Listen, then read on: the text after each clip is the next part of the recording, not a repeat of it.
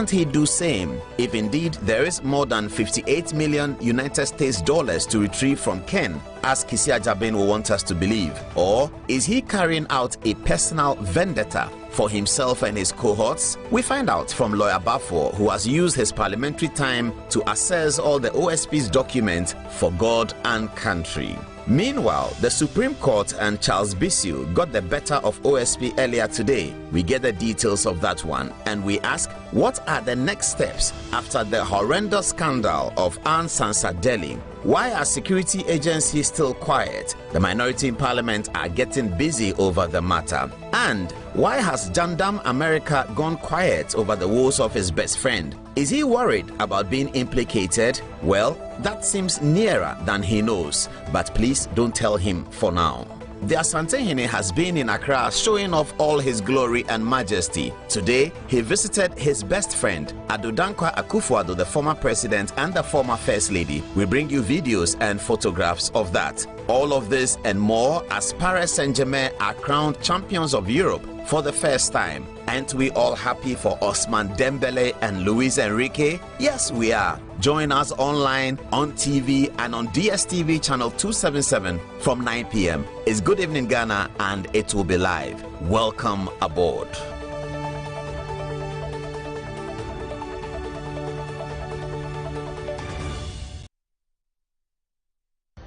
But today, Jerry Rawlings is unemployed.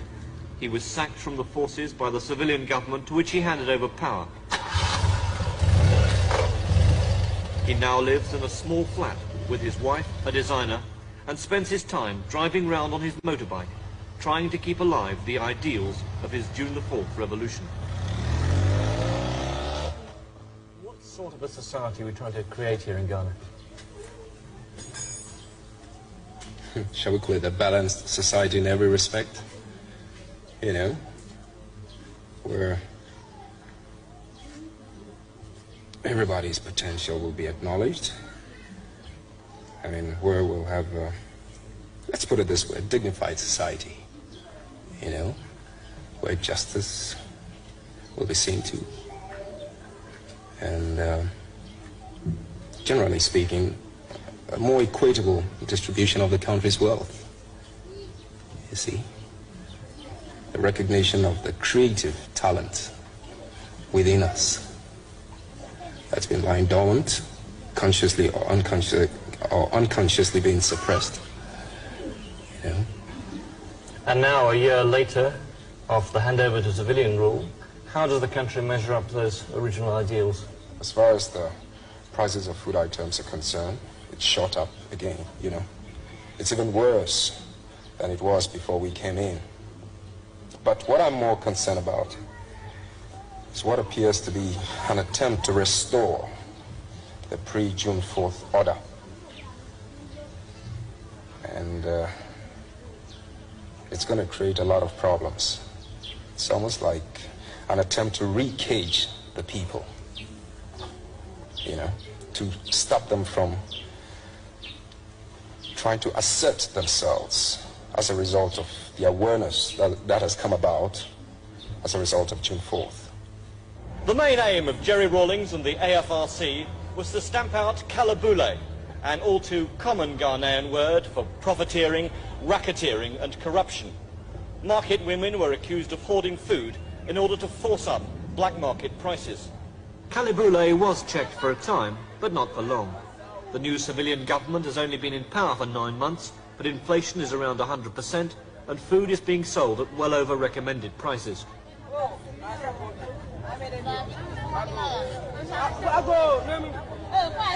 At this market in Accra, the market women were asking 4 cedis, about 75p or the lowest minimum day's wage, for a few tomatoes or a bunch of bananas. A small bag of rice was going for 600 cedis, compared to the recommended price of 120. A tin of milk was going for 5 cedis instead of 0.75, and sardines for 8 instead of 1.6. And this in a country where the average wage is 200 cedis, just over £30 a month.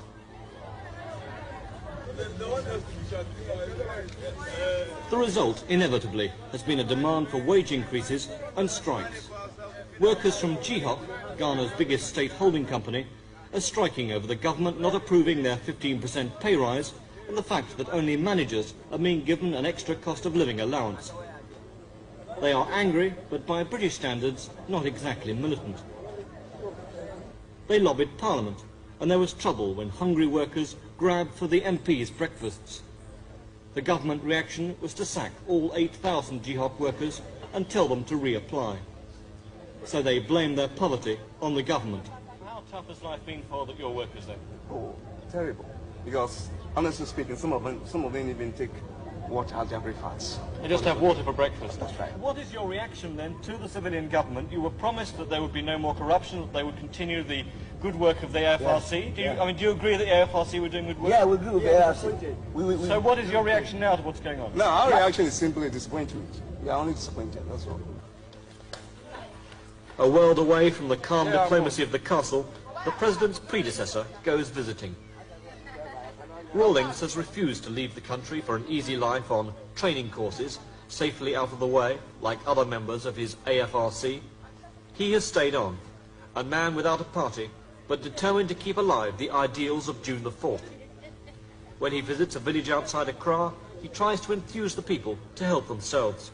What about the cement for the pig story we're trying to do? It was only today that they said we should come, but during your time, it was approved. But later on, after you left the scene, I mean, things have gone back again. Rawlings says he offered his services to the new government as troubleshooter on agricultural problems, his current concern. He's frustrated and angry that they declined to make use of the enormous influence he still has in the country. They were frightened of you that you might build up some sort of power base from your work in the agricultural sector? Yes, I know. This is what they kept on complaining about, of course, behind my back, you know. And, of course, these are little indications as to, you know, their choice of priorities or what they see. They're paranoid. It's an expression of their paranoia about me. But even if I'm supposed to be enjoying this kind of respect or fame with the people, let's at least put it to some use, you understand? I'm not asking to be an agricultural minister or anything like this. You can keep me in the forces, but, I mean, detach me to mobilize the people all over the place. I mean, they say a hungry man is an angry man. The least you and I can do is to do something about their stomachs, you know? And you don't seem to see the priority. Now it's catching up with them. Is it just straight mismanagement, then, you're saying, from the government side? I don't think it's just a question of mismanagement. Even if it is, there are a whole lot of other factors too. I mean, human factors. The lack of appreciation of the dominant group or the people who are supposedly holding those offices, you know. Not appreciating, you know, the problems of the common man, the worker, the ordinary man, you see. And as a matter of fact, this is where I spend a lot of time trying to infuse, you know, the new mood into the man. And somehow or the other, it doesn't seem to have paid off. Instead, I'm the one who gets stabbed in the back all the time. Rawlings says he sees Ghana moving towards a new crisis. It's becoming explosive as far as I can see. And one, it could be because they're ignorant of the mood of the people, for a whole lot of reasons, because they may have enough in their stomachs. And I'm making the mistake of equating their feelings to that man's. But that's where they're wrong, because that man is hungry. So, you may be a case when we're free home. Case now, oh, I say, US. It's a young fellow, and you wouldn't ever call near Korea Kenson now. Say school in a way. If some masters were Gimpa, it is a Mechira Gimpa, a reputable institution like Gimpa. Or mobile a year, your friend say, website. In modern times, there is no way any university that conducts manners. So, yeah, yes, okay, young Kenson now, no baby a war. And your boy, yeah. Now, we know Danny.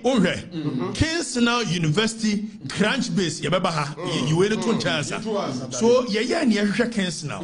I've a book Kingston, yeah, Emma. It did a Google search resource of Kingston now. I've a book Kingston now, Emma. Yabo Emma. I know I was so a case and a crane, baby, any day be online. And to what now? PhD or an online. Coffee has a PhD. A serious business. 3 years of was why you're online. After online, when you say any Yamfa and Kekaho, it's your call Google. Near say Kings Now University in London. Kings Now Online University. Google man where somewhere April. You shall see a question no one about many idea. After you Ave ya kwa Kings Now University in America, in USA. Ave USA the say there is not a university named Kings Now in the United States. Me wa papa you say Kings Now in the United States. The man a doctor no PhD. Hey, Bobby. Na ya busa JTech say. And I don't mutimi churo krata. Akoma guta penny. Say mo nyusu doctor. If so nyanya eni ayi bia no a your friend doctor. Na we no Kings Now die wo mo be kan ho bibia na. And a political class in the nyama no. Enti wo mo ye na tanko typewriter. Wo ye no say eni mo nsan ko hwehwe bio. Afa ye didimu a dani nya we fabra. After one day you're sorry, getting to the end of a year May no. The answer website be a PA. Now you're afraid your Kings Now a year university no when your website. Yes, Yanshiranke Rade, a D. None of them see at Teno. It is spine noir. Said Doctor, Kings Now Nabo. Afe Kovi, Yanshe. Say Afe Kings Now University no aban. Miraculously. Osha the domain.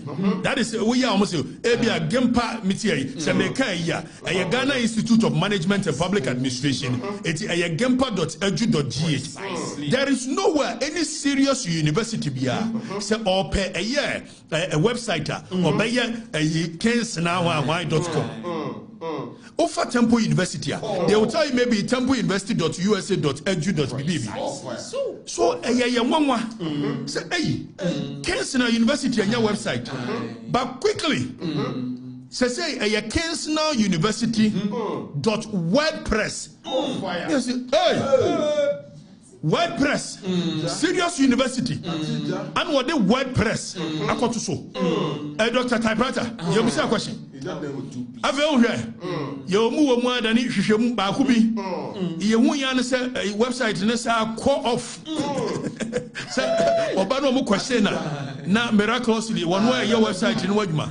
So after a cut off, after share website na won na ye frɛ eye bibi crunch base as will be creative website obeti many website na de na kohyem na akyerɛ wo na ebɛkyerɛ even the back end omo a ɛyɛ omo dia time a ye creative time a ye tro enioma a ye tro dia ye say ye no na da sani hyɛ mu creative Kings Now University no website it ye de share crunch base mu and ye say one kyerɛ ye the creative website ehemfa na ye creative no ani ade na crunch base say back end ni details our modi ye ni say one tanko computer no na tro ade omo sa anya smart if some you smart ya university bia no wo create ade obey ni see precisely more fire jana ani yegusu ni yehwehwe ni ye monitor omo after all of a sudden na website na saba it's where a crunch base one my back end information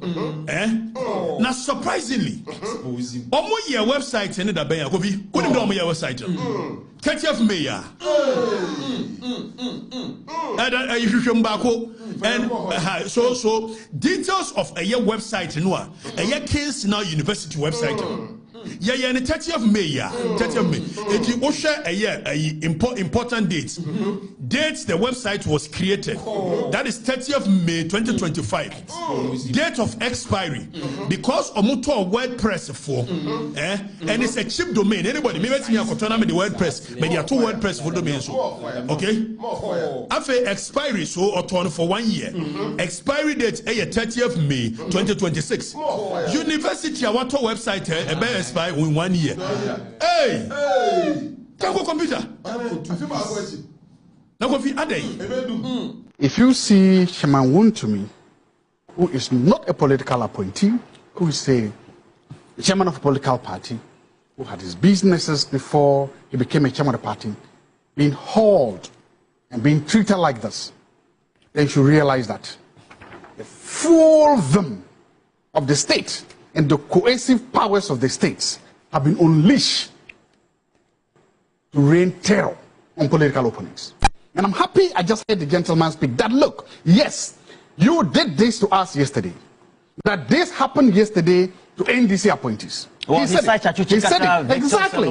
And so that is... He didn't even cite Francis Xavier. You know, Francis Xavier did... He was doing his work as an MP. In fact, he didn't even cite the current Attorney General. He didn't cite the current Minister of Energy. He didn't cite the... So you agree with that things happened? Stuff happened. Stuff happened then. Okay. But what he's now telling us that what is happening is what they call equivalency. You do me, I do you, ask for tit for tat. I don't understand. That's what he's saying. What does you do me and I do you got to do with this? He said that you did this to NDC members when you were in power. Today, we are also going to do with you. It's simple. That's the argument he made. You do me, I do you? Yeah, you do me, I do you. That's what he's saying. And that is okay. Then the question I ask is, where is the research you promised? You promised? I don't understand. Where is the research the NDC promised? You told us when all these things, the CD is at what's the CD now? Should we talk about the CD now? I was talking about. Okay. I want to enjoy. No, I just want to carry on from the logic. The logic he said. His logic is this: that look, a lot of bad things. You did a lot of bad things against NDC people when they were in opposition. For 8 years, you did a lot of bad things for us. That's what he's saying. Because of that, during the election, the biggest operational way there was what? Reset. We need to change that. We need to improve the governance. The governance here means not only the central administration, not only the bureaucracy, but also the justice delivery system and how the intelligence security system work.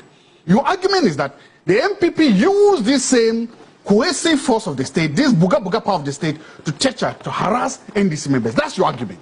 And that was how the president made this, he came to the middle and said, have to come with a reset agenda. Ghanaians bought that reset agenda. Then the question I ask is, where is the reset you promised? Why aren't you doing things better than the NPP? Why are you in a desperate attempt to replicate the bad things the NPP did? I don't understand. You mean if those things were bad? If he's like, again, I'm continuing from the logic he brought. You listen. That's his argument. If your argument is that all these things were bad, that people's human rights were violated, that people were tortured, that the coercive force of the state was used to intimidate and harass political opponents. Let's say we agree with you. As a country, shouldn't we be striving to be better? As a country, shouldn't we be striving? Look, the person I am afraid for or scared for is him, not me. I'm not a political, I've never been appointed. But you want to be an MP for Salais, or you're not more interested? I'm saying I'm not an MP. He is in government. Tomorrow, if there's a change of government, nobody will come in for me because I've never got. He is the one they will be coming for. That's why I give the problem that when stones are burning, if Wuntumi is today being harassed, intimidated, and this, imagine this same vengeance is continued. Do you know what will happen to you tomorrow if you lose power?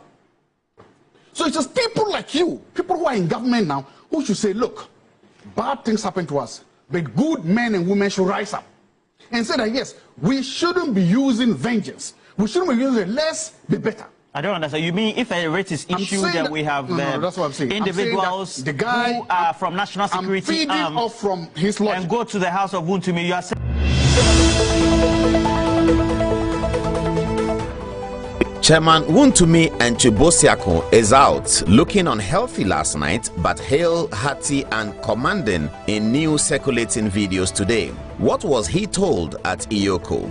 Also, the Office of Special Prosecutor says Ken Oforiatta is back on their list, but researchers say that Kisia Jabin had flown abroad on taxpayers' money to interview President Mahama's brother, who was implicated in the so-called Airbus scandal. So why can't he do same if indeed there is more than 58 million United States dollars to retrieve from Ken, as Kisia Jabin will want us to believe? Or is he carrying out a personal vendetta for himself and his cohorts? We find out from lawyer Bafo, who has used his parliamentary time to assess all the OSP's documents for God and country.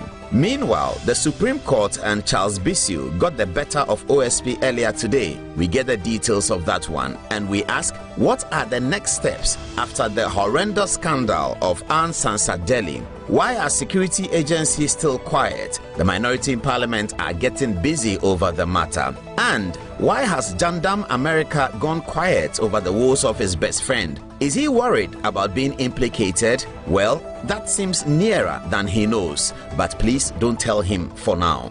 The Asantehene has been in Accra showing off all his glory and majesty. Today, he visited his best friend, Adodankwa Akufo-Addo, the former president and the former first lady. We bring you videos and photographs of that. All of this and more as Paris Saint-Germain are crowned champions of Europe for the first time. Aren't we all happy for Osman Dembele and Luis Enrique? Yes, we are. Join us online, on TV, and on DSTV channel 277 from 9 p.m. It's Good Evening Ghana, and it will be live. Welcome aboard.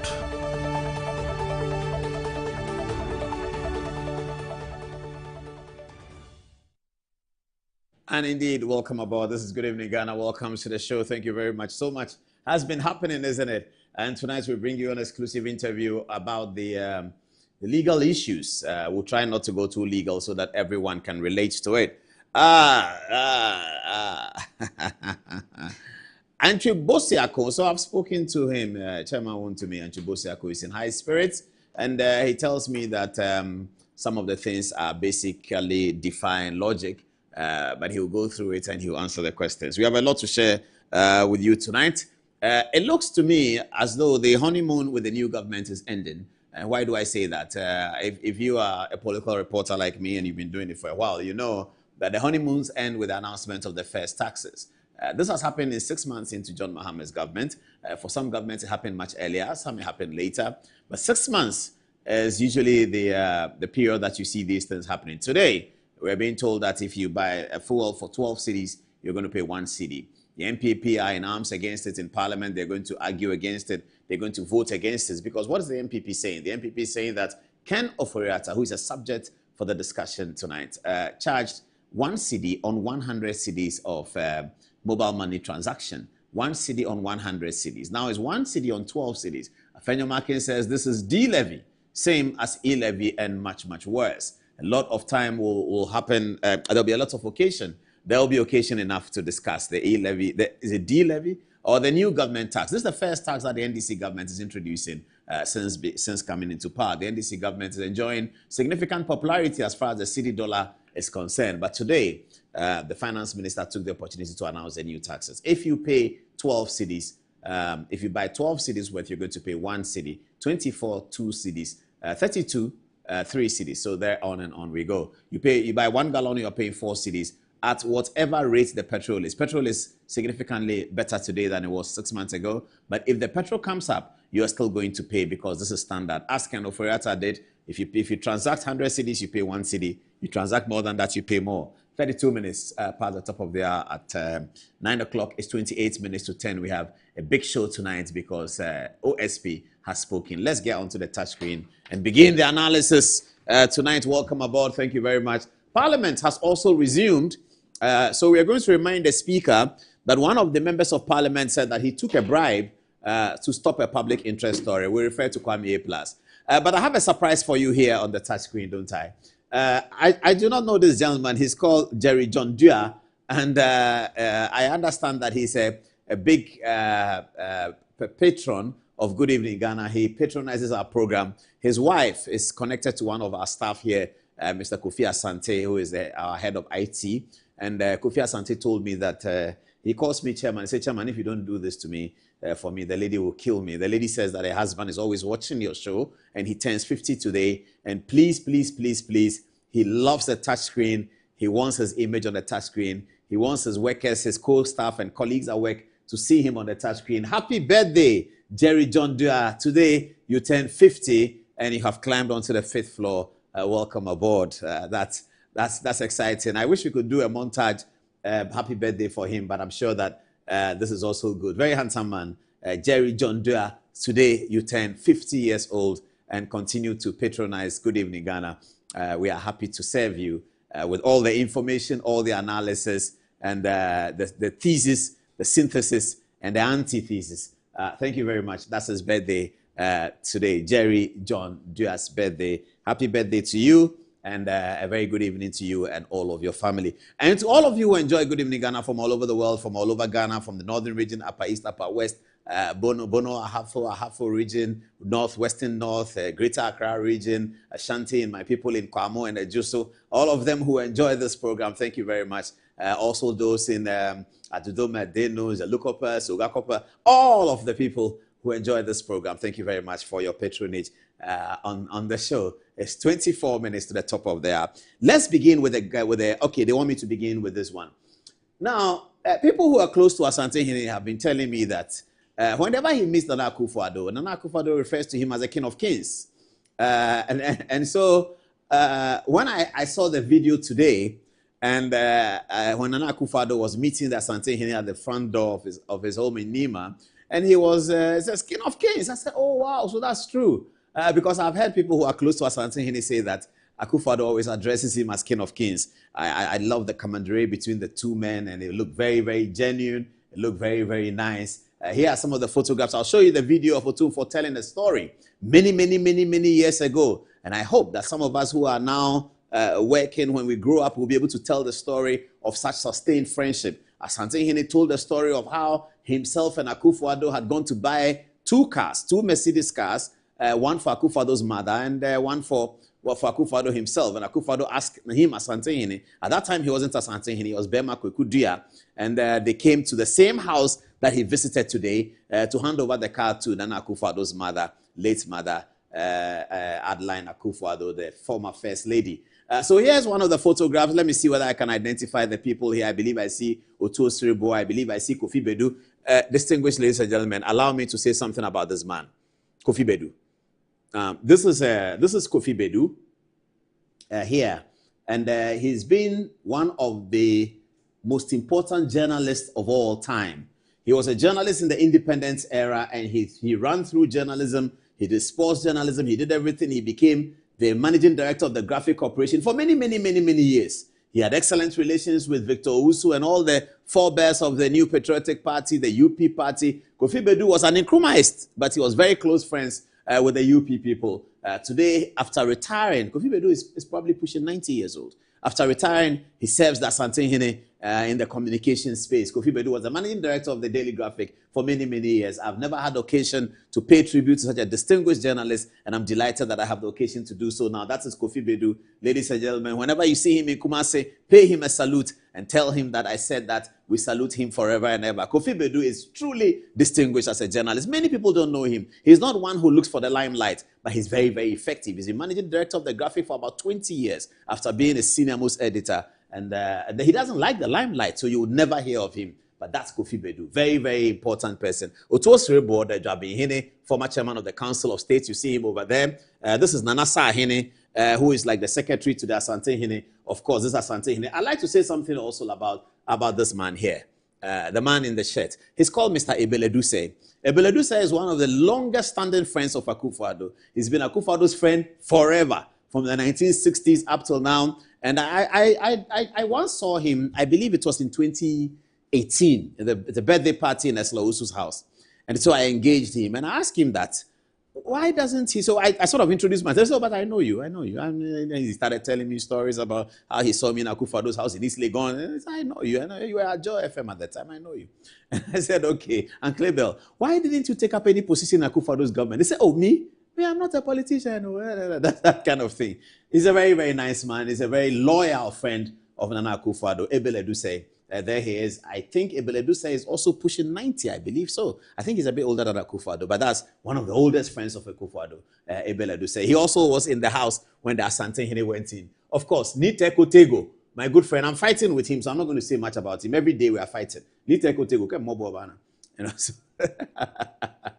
and of course, the venerable First Lady, former First Lady, Rebecca Akufo-Addo was also there. This was such an impressive visit that Asante Hene visited his friend, one of his best friends. Here is Akufo-Addo introducing Frema Opare, the former chief of staff to Nana Asante Hene. Captain Koda is another person that I have to speak about here.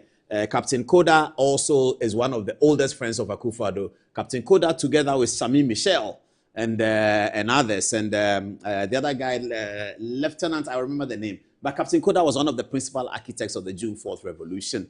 The story was told in Burma camp that when Captain Koda drove the Pinsgoa, there's something called Pinsgoa, it's a military vehicle. When he drove the Pinsgoa through Congo Junction on the morning of June 4th, all the people in 5BN knew that the coup had succeeded. Here's Captain Koda. He happened to fall out with Flight Lieutenant Rawlings later on. He went into exile, and in fact, whilst he was in Ghana, they tried to prosecute him under the June 4th, and Akufo-Addo was always his lawyer since 1979. Captain Koda has been by the side of Akufo-Addo up till today. When you go around Akufo-Addo, you see a lot of that. You see a lot of people who have been loyal to him, have been around him for long, very, very, very long. I mean, some of his bodyguards, they've been with him since 82.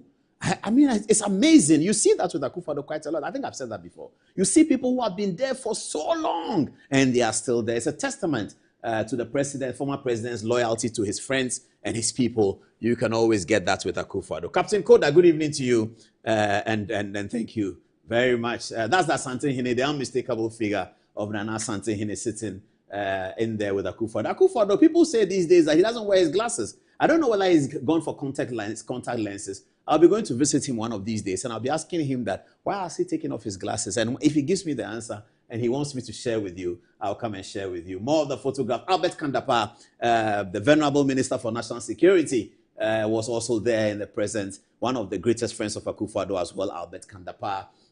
Who else is in the picture? Okay, the introduction. This is Dominic Nitiwul, the former Minister for Defense, who is still in Parliament, Member of Parliament for Bimbilla, one of also the loyalists of Akufo-Addo, Dominic Nitiwul. Many will remember the speech Akufo-Addo gave when he was making him minister about how the two of them bonded so much in Parliament. Dominic Nitiwul has remained on the side of Akufo-Addo. And then there you go. I see Gabi Ochedaku in the photograph as well. I saw Abdullah Jinapo earlier, but I don't have a photo of him now. That's Akufo-Addo addressing them. I'll be showing the video where he's talking so you see it. But this was an impressive visit. Oh yeah, this is the photograph I'm looking for. So these are the suspects. The usual suspects. From left to right to left. Samuel Abdullah Jinapo, former Minister for Lands and former Deputy Chief of Staff. Asensu Boache, Abdullah Jinapo is Member of Parliament for Damongo. Asensu Boache is Member of Parliament for Bantama. And then Dominic Nitiwul Bimbela, and the ultimate Alexander Fenyomake, Member of Parliament for Winneba, Albert Kandapa, former Member of Parliament for Ifija. These are the suspects, the Akufo-Addo loyalists. Abdullah Jinapo has not changed his facial expression. He likes to make this facial expression. And that's, all of them were there. And who is this? It's a Fenyomake making obeisance to the Asante Hene. This must have been a very, very good event. Very, very glorious event as well. As Alexander Fenyomake with Asante Hene again. There's Asante Hene making a point to the group. Are there any more faces that I can identify that I've not spoken about? Ebeledu says in your photograph over here. I think this is Nana Jiman Prempe, but we all know him as Ashimotin, who lost his mother not too long ago. Ashimotin Demirifadue, as I will say to him these days, he's now Nana Jiman Prempe. He's the Millennium Excellence Awards founder, and he still works with the awards that recently delivered his awards event. Here is the same group of people, but with Fawaz, who was also the Deputy Chief of Staff, and now Fremont Pare as well. This is the Akufo-Addo squad. Oh, I love this photograph. All the Ahimfo, together with Nana Asante Hene and the Akufo-Addo people, got a great photograph at the president's home in Nima, where Akufo-Addo has retired to, the home that he had lived since the 1970s with his father, and he's retired there. Akufo-Addo must feel very good. I mean, to stay in the house at 82, in a house where you have lived since you were 20-something, and at 82, you are still staying in the same house, I think it's a blessing. It's amazing. Many years ago, I had a conversation with, what's his name? My friend, the perennial presidential candidate, Mahama Ayariga. No, is it Mahama Ayariga? Not the one, the majority leader. Hassan Ayariga. And Hassan Ayariga was arguing with me over Akufo-Addo issues. Of course, everyone was arguing with me those days. He said, Paul, but your man, why? I said, what has he done? He said, but old man like that, he's 70 and he's staying in his father's house. Is that the kind of person you want to vote for him as president? I said, what do you mean? He said, Nima is not his father's house. When we were children, his father was staying there. He's still staying there. I had such a huge, big laugh. And when I told Akufo-Addo, he laughed more than I laughed. I went to him, I said, C1, as we used to call him those. I said, C1, Hassan Ayariga says that you are not a useful person because you are still staying in your father's house. He burst out laughing. He said, where did you find him? I said, I had a conversation with him. And that's Akufo-Addo. Nothing makes him angry. and so there you go. That's in the same house at Nima. And this is, I believe that they are seeing of the Asante Hene, Nanasa Hene. Nanasa Hene, good evening to you. You have served the Asante Hene tremendously, and your reward will definitely be in heaven. Who else is here? Okay, now let's go to the video where Otumfuo was talking about how well he knows this house that he has visited before. Let's see the video. Let's see Asante Hene speaking. Driver no when I'm say Kwami A has a adinta meneno e go to Benz mi no mama de no Kisia tuntu na ono to ketwa de kanene friend Barakuda na Kisia e de be see han baby here one e pack here de mama de na so fire de ko is come to that and na e wo wanti if you did me remember me name said this thing. Me cut glasses in there, you know, tea who cup no near ya, a woman. Me bad, me name fear that. Asante Hene was saying, if it wasn't audible enough for you to hear, Asante Hene was saying that he told his driver where to park because he knows the architecture of the house so well. He said that many years ago, Akufoado's mother died around 2006 or 7. And he said many years before that, himself and Akufoado went out to town. Akufoado said, accompany me, I want to give you a gift to my mother. I mean, that's a blessing. We should all look forward to that. Sometimes when I see these young men who are insulting people on social media, I wonder why they don't want to bless the people so that the blessing can come to them. Who doesn't want to have that blessing? You have the occasion to go to town, go to a car showroom and buy a Mercedes car for your mother. You don't want this blessing. You tell is short, is this, is that. I think young people should understand that blessing attracts. And so they should be careful about these things. When I heard this story, I said, wow, I wish I had that experience to be able to go to a car showroom with my friend. I say, come, I'm going to buy a car for my mother. Asante Hene is telling the story of how he went out to buy a car from Mercedes-Benz showroom, 2 vehicles, bought at the same time. Akufoado was not in politics at the time. He was not minister of nothing. J.J. Rawlings was president, I'm sure. Maybe a Champon was president. It was way back. And he and Asante Hene, who was not then Asante Hene, he went out and they bought 2 vehicles. He bought a Mercedes Barracuda, what today we call the S-Class, and said, that is for my mother. And he bought a small, that's for myself. And Asante Hene came that they bought the cars in, and then they parked in the same place that he parked his cars today. What a glorious story that we should all think and hope that we can be able to tell this story. If we cannot tell this story, our children should be able to tell the story. That's the essence of an aspirational society, not a society that pulls everybody down and insults everybody who is doing something significant. But that's the story that Asante Hene was telling today. That's how far his relationship goes with Akufoado. Let's see Akufoado's response.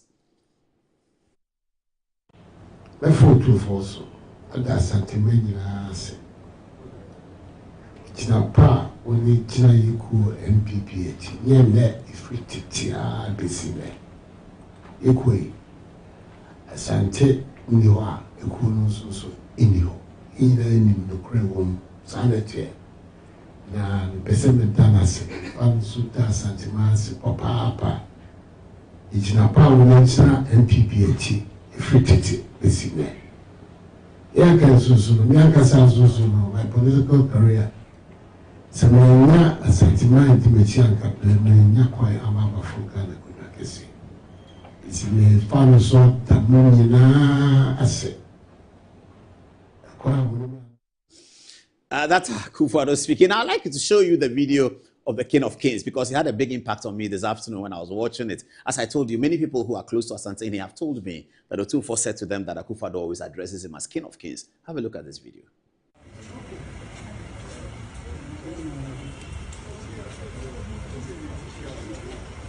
Should I?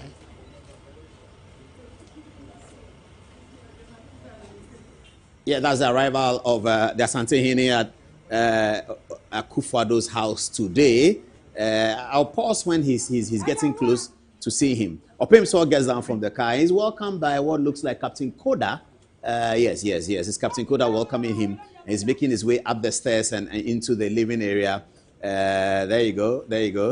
That's Otumfuo's Chami, who is leading in the Otumfuo's linguist. Here.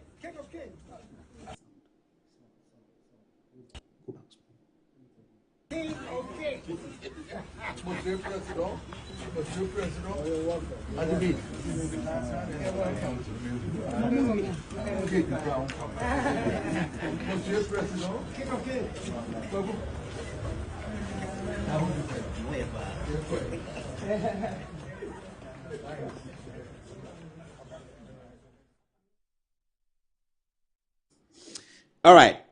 So that was something here. I think that we have other stories. We have Wuntumi, we have Anansa Deli, and then, but at 10 o'clock, we need to get Lawyer Bafo in the studio at 10 o'clock so we can do the action. So shall we take the break? When we come back, we will do Anansa Deli. We will give you the latest on Wuntumi, and then we will go to the taxes that government has been imposing that we talked about earlier today. So let's take a short break now, because my people tell me that if I don't take the break before 10, they're going to interrupt my program. So I need to take the break. About 4 will come at 10 exactly. That will not change. Let's go for the break. When we come back, we'll remind the speaker about a member of parliament who said that he took bribe to stop a story. Whether they're going to sanction him or not, we'll tell you more about that. Wuntumi story will come up. And then we will move into the big story of the Office of the Special Prosecutor and Ken Ofori-Atta. This is Good Evening Ghana. It's live. We'll be back after the break.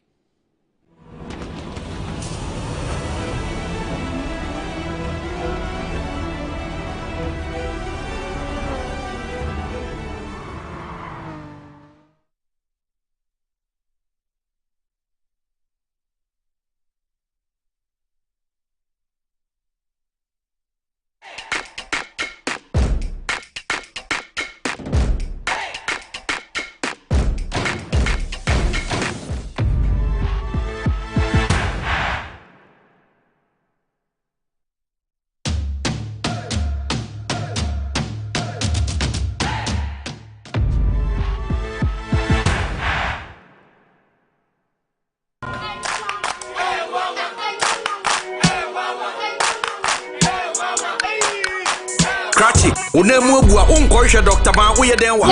Oh, Mr. Yamfan come ami buru wa. Ayi maami do buru. Ko ni atele be ko bra. Mumi yamfan ko Dr. Ban ho. Dr. Ban no ya de. Bra, se ban no mpemu adwuma sasabro sro Dr. Ban oye. Say ni kemi kwa na meka. Oh no mpemu nimdi ono na ye expect nya zanfo no. O akra eni kumasi no mpemu expect yen kan kire.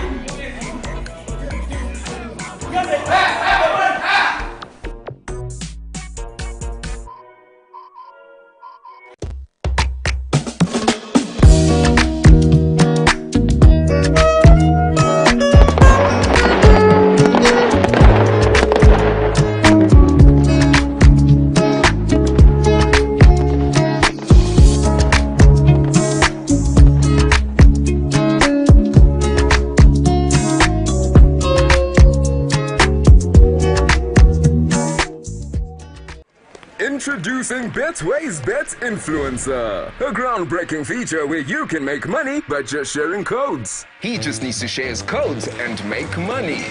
The more his codes are used, the more money he makes. Oh yes. So, what are you waiting for? Anyone can be a bet influencer. Share your codes and make money. Bet Influencer, another world first from Betway. This advert has been approved by the Gaming Commission of Ghana. Betway, get way more.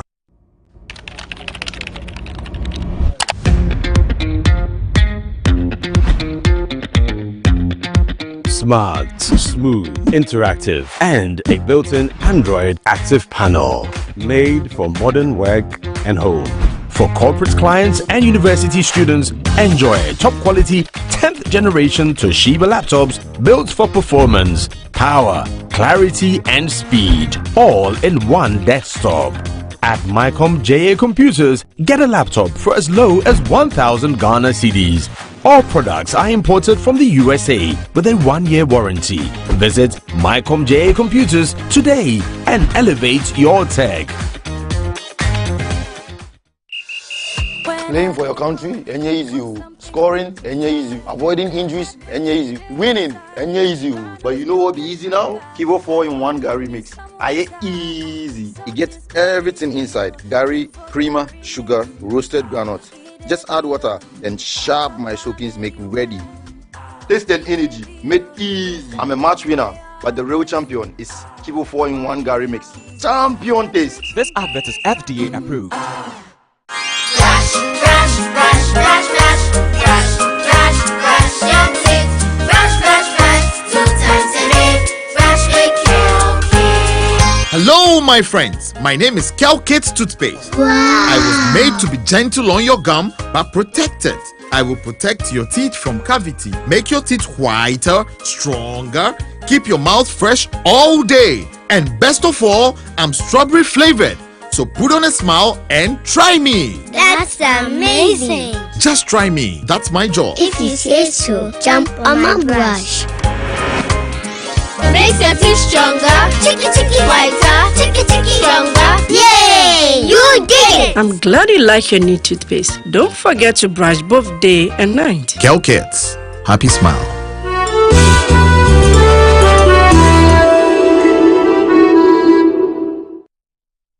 Buy affordable service plots and lands from estate masters. Currently selling our next cottage, located at the newly proposed airport city, with a starting price of 25,000 Ghana cedis.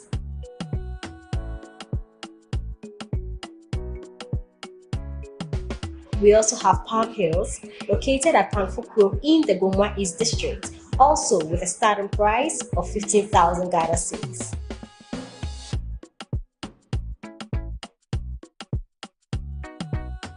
Available also is Coastal Park in Lakpleku, which is a 15-minute drive from the Ningo Senior High School, having a starting price of 55,000 Ghana cedis. You will receive a free site plan with indenture once you successfully purchase a land from us. For any enquiries, contact the numbers provided. Estate Masters, your most preferred estate partner. Where to get polytan? Oh, and you're fine. Go straight. No, I don't want to left, right. And that's right. Ghana na ye wono. So we nim dwom a na ye data. Oh no! Abe, na ye me pe polytan kato. Enu nti na me nua ba yo tu pe bia be na ba hayo. O fu ke bia e de entwa ye kura. Akuya bulambo kotoman. Emu ha. Like they take you by so. Go to the distributor and you give the original polytank. Polytank. You get a sound? Polytank. Papananka Sankasa. After this fufu and pepper soup, I'll go score goals like them the dash points.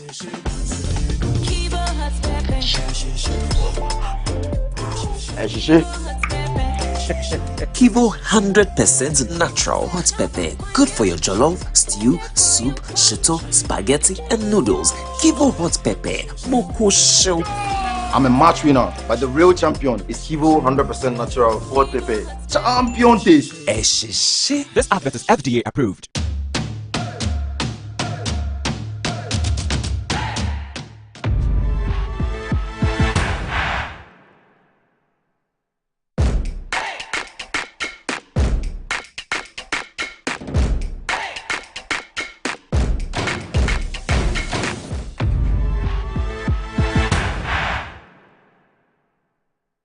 Penny, someone you should doctor.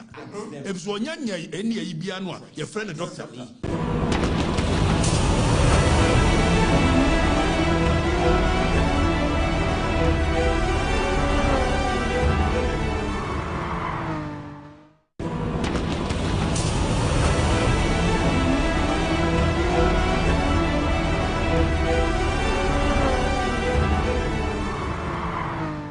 This is Health and Life with Dr. Deli. Health and Life with Dr. Deli. Don't be one of those people who made all the money and are using all the money to pay bills. When you bring it, we'll take it because we're here to take care of you. This is Health and Life with Dr. Deli. My name is Dr. Anansa Deli. This is Health and Life with Dr. Deli. My name is Dr. Anansa Deli. 0800-678-678. And this is the National Suicide Prevention Helpline. Paul does not have anything of value that me, I will attack, apart from his wife. Beautiful woman. I like her. Lady. That's the only valuable thing that Paul has. So this man takes my photo, puts it on TV, I'll come back to this thing.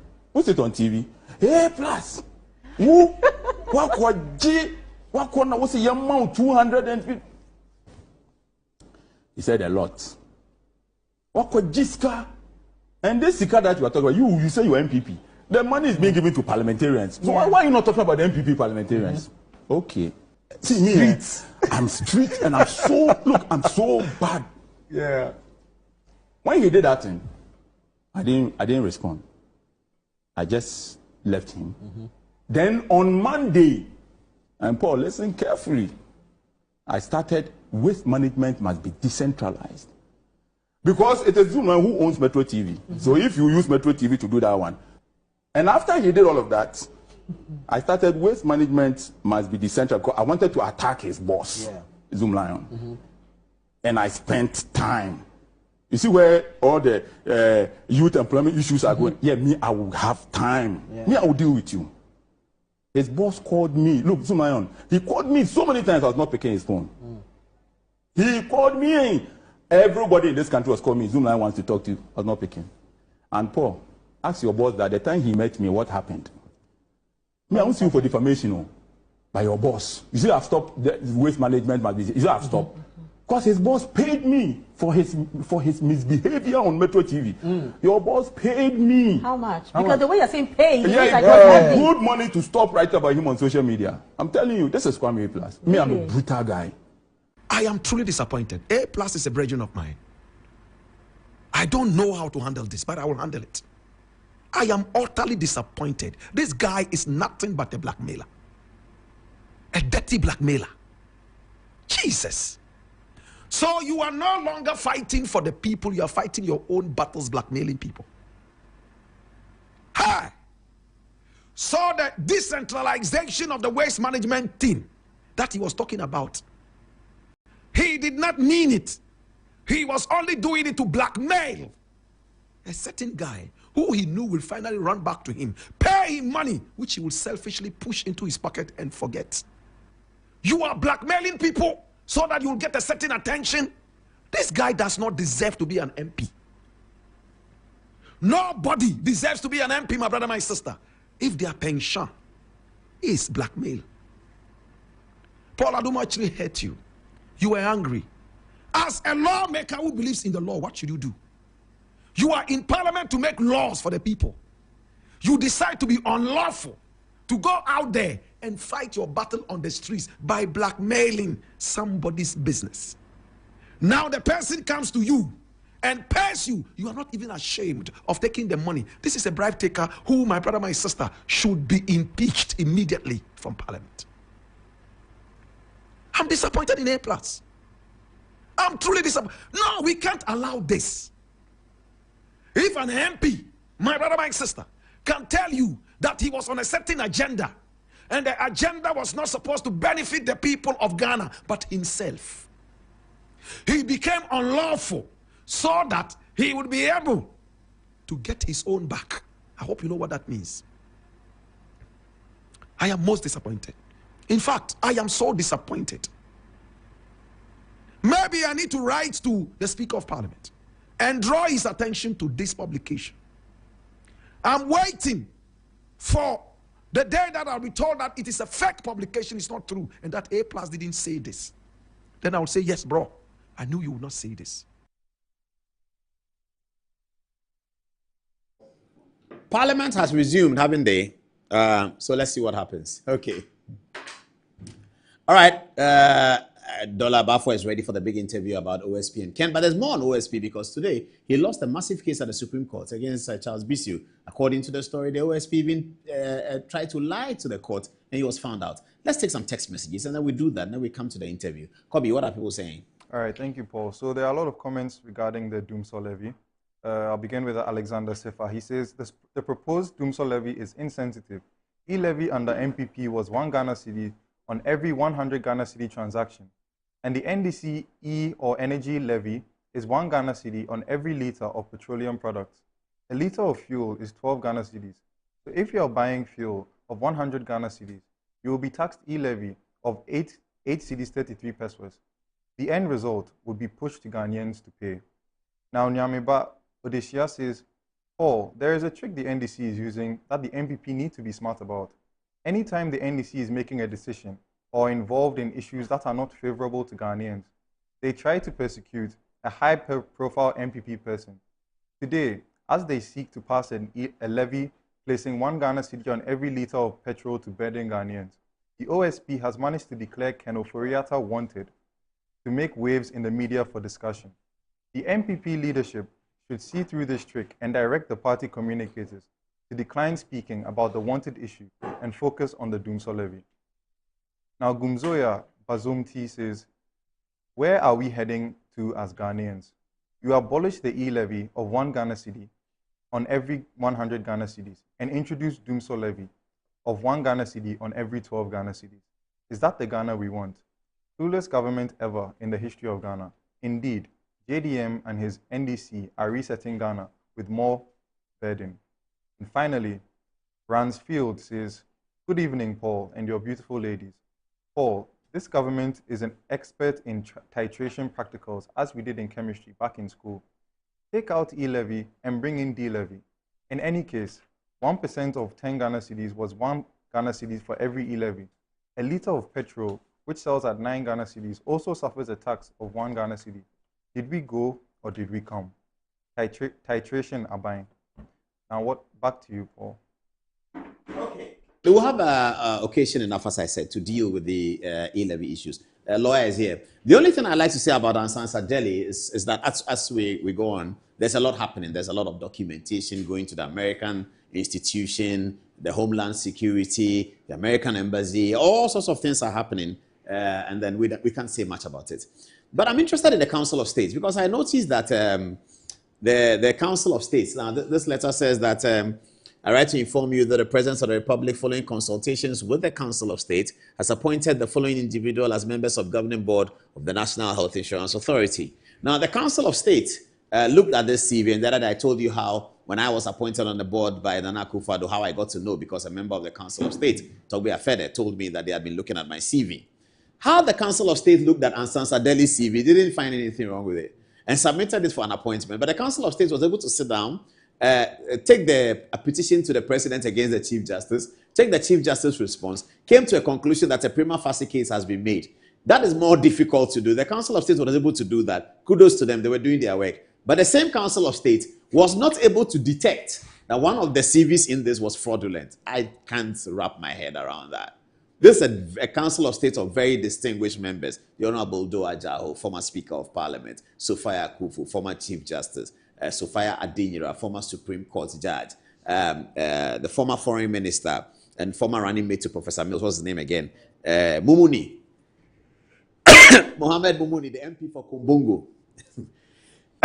He was also on the Council of State. All of them are on the Council of State. Now, this Council of State were able to determine that a prima facie case has been made for Chief Justice Tokonu to answer. The same Council of State were not able to look at the CV of Anansa Deli to determine that it's a charade, is terrible. It's a CV that is due for Iyoko.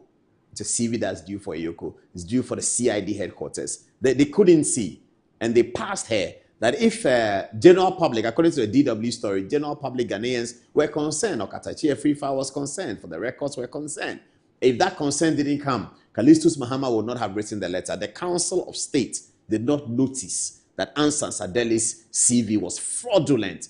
It was thievery. They didn't notice. But the same Council of State were able to do a more difficult job by finding out a prima facie case against Justice Tokonu. We live to talk about this another day because another day will surely come. Hallelujah be to the resurrected Lord. Okay, now let's shift to Chairman Wuntumi and the problems that he's had over the past few days. Chairman Nchubo Sakuna is saying, oh, eventually he's out of Yoko. My concern when I was talking to his people and to himself was that, but Chairman, why do you take $45 million from the Cocoa Board and you didn't do the road? What's the meaning of that? He said, me. Now, Cocoa for no, we road no ya Oscar. Let's say Oscar Safako road. Ghana, how what to be that? Yeah, Oscar Safako, we road no ya na abeju sika. Now, when I'm discussing fine road, well, when propaganda. I said, well, when I heard that, I was very worried. The chairman want to really take money from Cocoa Board and didn't do the road as significant as such money?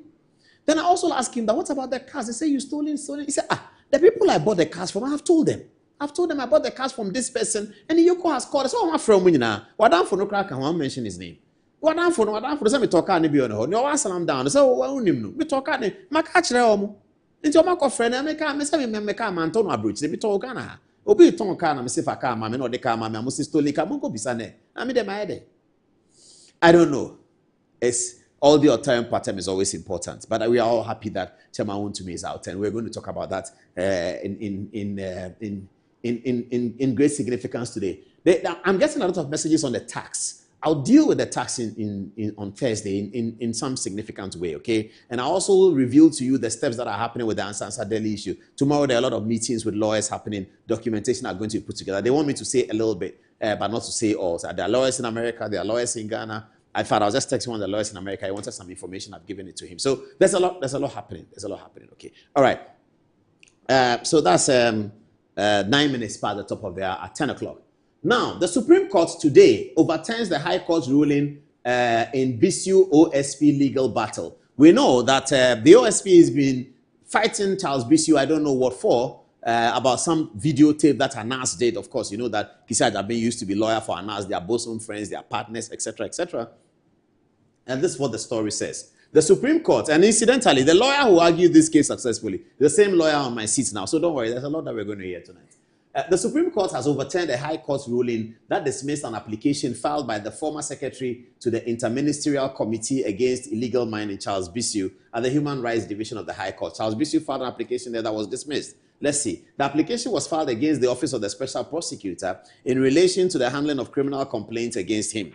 The case stems from allegations of corruption and related offenses against Charles Bisu following the airing of an investigative documentary by journalist Anas. Subsequent to the airing of the documentary, the OSP declared Bisu a wanted person. In response, Bisu secured an injunction from the courts to prevent the OSP from enforcing the arrest. In June 2023, he filed a case at the Human Rights Court accusing the OSP of unlawfully securing the arrest warrant. The OSP, however, denied the existence of any such arrest warrant and argued that it did not require judicial authorization to arrest Bisu. The Kaneshi District Court, which Bisu claimed had issued the alleged warrant, also denied ever granting such an order.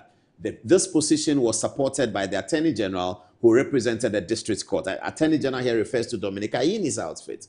Despite this, Bisu's legal team cited a public interview granted by the Special Prosecutor on Joy FM's news file as evidence of the alleged warrant. They argued that the judge should listen to the interview audio before making a determination. However, the judge dismissed the case without reviewing the audio, which to his lawyer was contrary to an earlier indication that it will be conceded.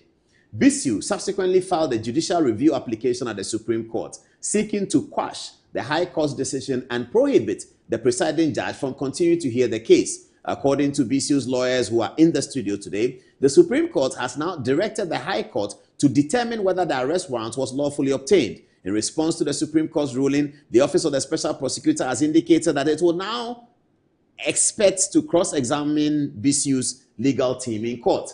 Speaking to City News after the proceedings, Bisu's lawyer, Anansa Deli, emphasized the significance of the case in setting a precedent on the legal authority of the OSP to issue arrest warrants. Meanwhile, in a related development, the criminal court is expected to consider a plea agreement tomorrow between the OSP and Thomas Andiowusu, the second accused in the case titled The Republic versus Charles Bisu and another. So, the OSP went to Supreme Court and he was told that the conversation that was the guy's name,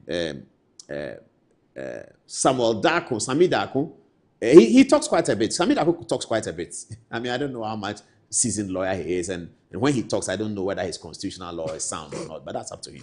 And he talks quite a bit, and he talks a whole lot. I mean, he was a journalist. I'm not sure the extent of distinction he got in journalism, but he went to study law, and he talks a lot. So he's the one who has created problem for Kisia Jabin because he went on Joy FM to blab, and the blabbing has created a problem for Kisia Jabin, who wanted to say that I didn't get any arrest warrants. And they said, but the guy was on Joy FM, said that there was an arrest warrant that was obtained. And then they played it and said, yes, you got an arrest warrant. The arrest warrant was not properly taken. The High Court should look at it. That's the kinds of things that the OSP does. But now we are moving straight into the OSP's big conversation. Do you have a video of him talking about Ken Ofori-Atta, and then we can move on? Now, this is the OSP here.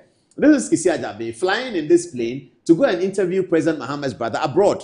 He didn't even tell us that he was taking taxpayers' money to fly abroad to interview President Mahama's brother. Kisia Jabin didn't tell us. He took taxpayers' money, your money, my money, 10 cedis, 5 cedis, 20 cedis, 6 cedis, the money that you pay at the tour. When the Abaye people go and beat them in Makola, the money they collect, they give it to Kisia Jabin to buy air tickets and fly to go and interview President Mahama's brother. He came back and said, there's no problem with the Airbus. We are happy with that, no problem. President Mahama is clean. But if you were able to do this for somebody who didn't hold public office, for somebody who didn't know how much money we were going to get from him, you were able to fly abroad to, and he didn't go alone. He went to military, police, and all those things he does. He travels with Ghanaian police, him in New York. You travel with him. I've been on the plane with him so many times. I've seen him in London. He said he won't shake my hand. I didn't mind him.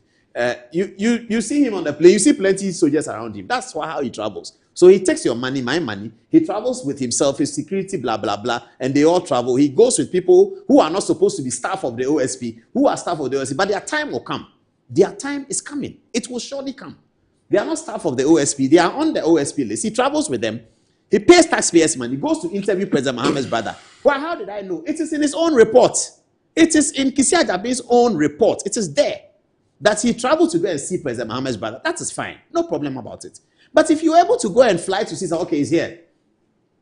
The OSP interviewed former President Dramani Mahama on 5th January 2024 in Accra. On its own, OSP located and interviewed Samuel Adam Foster, Philip Sean Middlemiss, Leanne Sarah Davis, and Sarah Fenel outside Ghana in March 2024 in the presence of their counsel. You flew out, this is OSP's report, 5.18. You flew out to go and interview Samuel Adam Mahama. This is 8th August 2024, report of investigations into alleged bribery of Ghanaian officials by Airbus. Now, you are investigating bribery of Ghanaian officials by Airbus. You were able to travel to go and interview Samuel Adam Foster. I know him. Samuel, I've met him before. I met him in Accra here. And you were able to go and interview Samuel Adam Foster in London. Samuel Adam Foster, the allegation was that he has participated in some bribery. It's just an allegation. We don't know. You are here telling us that Ken Ofori-Atta has $58 million he sank in the cathedral hole that you are going to collect. So we at least, you've assured us that there's some $58 million to collect from Ken. Can't you take a small fraction of that money to go and interview in America so that you go with your processes? Criminal lawyers tell me today that if you have the documents, you don't need Ken Ofori-Atta. You can go to the court and begin his prosecution. And when you have finished his prosecution, you can get him. When they pronounced Sedina Tamaklo guilty, was she in Ghana? Was Sedina Tamaklo in Ghana? Look at Kisia Jabin. Somebody was teaching criminal law. He was teaching criminal law. When you have a personal vendetta against people, you can expose yourself this way. It's terrible. That's not how the republic should be built. Sedina Tamaklo was pronounced guilty here in Accra. She was not here. She is still not here. I saw a picture from a post by Vomao today, who was urging the Attorney General that before you do anything, bring Sedina Tamaklo back. I think it's a reasonable post, but it's up to them. Sedina Tamaklo was not in Ghana when she was pronounced guilty. You have been able to take plane to go and interview somebody. You cannot do the same for somebody that you have assured us that our 58 million is with him. I don't know. Lawyer Bafo. Yes, sir. The ball is in your court. Where are we on this matter? You have been studying the OSP's issues in Parliament. Where are we on this matter? Thank you very much for having me. And before we proceed, I want to commend highly the minority in Parliament. They are doing a fantastic work. But for their oversight, a yarn was going to be pulled through their eyes. We wouldn't have seen today that the so-called petrol levy, we now call it P levy or D levy. Doomsaw levy. Doomsaw levy. But in fact, Afenyo exposed them. They wanted to quickly move it through the House without a scintilla of information that was actually a tax that was going to be imposed. It was Afenyo that stood up and said, why don't you tell us that this is a levy that we are going to pay on every liter of fuel, 1 cedi? But it sounds like it's not a lot of money. Until I've now seen posts about comparing Ken Ofori-Atta's 1 cedi on e-levy of 1 cedi on 100 cedis of e-levy. And the petrol thing is what, 12 cedis? It's 12 cedis. A liter. A liter. And you are going to... So if you buy 1 liter, you pay 13 cedis? You pay 13 cedis. Okay. Paul, and the interesting thing is that, today, petrol seems to be down because of the dollar. Yes. Having the strength of the dollar having been weakened. But when it goes up, that is when we are going to feel it. It may not go up. President Mahama says it will range between 10 and 12. In the year 2013 or 2014 thereabouts, then Finance Minister Setekwe introduced the special petroleum levy, 17.5%. They told us it wasn't too much. But anytime fuel prices went up, that is when we felt it. Without the 17.5%, I'm sure we'd have paid less. And it's the same thing. As soon as the petrol prices start going up, we'll feel it. And we know that... So if you buy 1 gallon, which is what? Which is how many liters? I think is it 10? No, it's not 10. It's less than 10. It's less than... Yeah. It's about 5 or It's something about like 5, that. yes. Yeah. So you are going to pay 5 cedis on 1 gallon. On 1 gallon. And so if you happen to buy more, can you imagine how much you are paying on every gallon? The impact is wider. Is the impact going to transfer by drivers onto the people? Of course. It's going to be transferred by drivers onto people. And it's wider. But is it true that Ken Ofuriatta was charging 1 cedi on 100 cedis? I think it was even less. It was supposed to be 1% or so. Yeah, 1%. So 100 is 1. Yes, 1%. Yes. And that they said was too harsh. Worst of it, the e-levy, it was not rushed through Parliament in the manner which it is happening today. The bill was only introduced in Parliament today under a certificate of urgency. And as we speak, my colleagues are still there, having to watch the bill go through the motions. Oh, I see. Yes. They're doing first reading, second reading, third reading all now. Everything today. At 10:20, Parliament is sitting. The very people that accused and lambasted the Kufuor government for wanting to pass the e-levy, even though the e-levy, there was a lot of stakeholder engagement and so on and so forth. This one, there's even no stakeholder engagement. GPRC have not been told? There's no stakeholder engagement. No stakeholder engagement is being done. And this has been done so cleverly, if you observed. The budget came to Parliament not long ago. Without it. Subsequently, they have brought it. Nothing stops them. But they know that if they had brought it to Parliament together with the budget, there would have been a lot of rancor. So deliberately, you see how they've paced it. Unfortunately, but they are being exposed. Well, but it will be passed. They have the majority, they have numbers. Yes. It will be passed. Yes. But, our colleagues in Parliament are doing a fantastic work. The leadership, I commend them. The senior members on our side, motivating all of us from day to day, sharing ideas, giving us tidbits as to how to approach things. So I want to use this opportunity to commend them highly. They are doing a fantastic work. Our numbers haven't proven to be a weakness. So I commend them. I see. What happened at the Supreme Court this morning? Were you there in person? So, or your team was there? My partner went to argue it. So it's basically this: 2023, if you recall, there was news out. There was news all over the place that the special prosecutor had obtained an arrest warrant for Charles Bisu. I remember Joy News calling me, Events are calling to interview me on it, and I was surprised because we had been engaging the OSP, through letters that they should give us a little time. Charles Bisu was going to appear at the OSP because there was a domestic emergency, for which reason the time proposed or the date proposed could not be responded to. And so we needed a little time. The OSP said no. The next thing, there was news outbreak all over the place. There were interviews by some persons at the OSP confirming that indeed an arrest warrant had been obtained. Subsequently, we went to court to obtain an injunction saying that it was unlawful even if it exists. Because obviously, if someone obtains an arrest warrant, it's difficult to know which court he obtained it from. But luckily for us, through the news outbreak, we had gotten to know, and then the interviews, that indeed there was some arrest warrant. The OSP followed that with a publication on its news website, like he had done for Ken Ofuriatta, that Charles Bisu had been declared wanted. Following the grant of the injunction, to our surprise, the OSP comes to court and say that there is no arrest warrant. So then it had missed. What injunction was granted? An interim injunction to restrain the OSP from enforcing the arrest warrant. It was granted by a high court. It was granted by a high court because we produced evidence of media interactions by the OSP confirming the existence of the arrest warrant. The allies of the OSP in the media had run with it on news networks that it existed. In fact, some people even accused me for sounding disrespectful to the court because they thought I had said Charles Bisu will not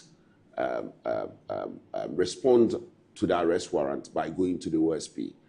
When, in fact, all I was saying was that if you have obtained an arrest warrant, then enforce it. It's not for him to come to the OSP. My brother, subsequently, the OSP comes to court to say no arrest warrant exists. So if no arrest warrant existed, as a public office, you cannot deceive the public like that. If it didn't exist, how did the news, right, got carried throughout Ghana that there was an arrest warrant? In fact, even if it was not true, what did you do at the time to let people know that it didn't exist? Strangely, the special prosecutor himself appeared on Newsfile, where the host suggested to him that I even hear that there is an arrest warrant. He didn't deny it. Clearly, therefore, there was, people had been made to believe, because you know that you cannot, words of people who hold public office, they cannot be taken for granted. Their actions are very important. And it is it is on that basis that people repose confidence in them. And so when you have made everybody to believe, and now you are saying there's no arrest warrant, the burden was then on us to prove the existence of the warrant. So we put together all the evidence in the public domain where the OSP, by its conduct, had made the whole of Ghana believe that there was an arrest warrant. At the court said, this is the direction in which I was going to determine this matter. One of it was going to view the video evidence where the OSP and various media houses and elements within the OSP had made the people of Ghana believe that there was an arrest warrant. We had, following that, gone to make payment for the video evidence to be viewed at the court video conference facility. Subsequent to this, a new judge comes. When the judge came, I raised a preliminary issue. The OSP, because I was the deponent to the affidavit, the OSP wanted me cross-examined. I didn't have a problem. But I said, if you are denying that there is no arrest warrant, and in the light of that, we have a gamut of evidence before this court, then the cross-examination may not be necessary. Let the court go and view, and we make our submissions, because the basis on which we had come to this conclusion is already before the court. The judge then adjourned to rule on that preliminary point. Subsequent to it, there were several adjournments, about 3-4 adjournments. My junior in chambers goes to court, and then the judge says, there's no need to even hear submissions from counsels. He has dismissed our suit. He didn't look at the video? He didn't look at the video. Was it admitted in evidence, though? It was attached to our affidavit, so it was in evidence. And so the court had said it was going to view it to determine one, admissibility, and subsequently the relevance and the weight that it places. So it hadn't yet been admitted? It hadn't yet been. The High Court judge should have that authority to say that I will not look at it. But the court itself had set out how it was going to deal with the matter. And so there was a procedural injunction on the court to deal with it in the manner which he had made all of us believe that he was going to deal with it. Yeah. Then what happens? The judge says he has dismissed it. Then we said, don't worry. We climbed up to the Supreme Court and said, 1, there was an error apparent on the face of the record. 2, by setting out the manner in which he was going to deal with the matter, right, he could only deal with it in the same manner unless he had varied it.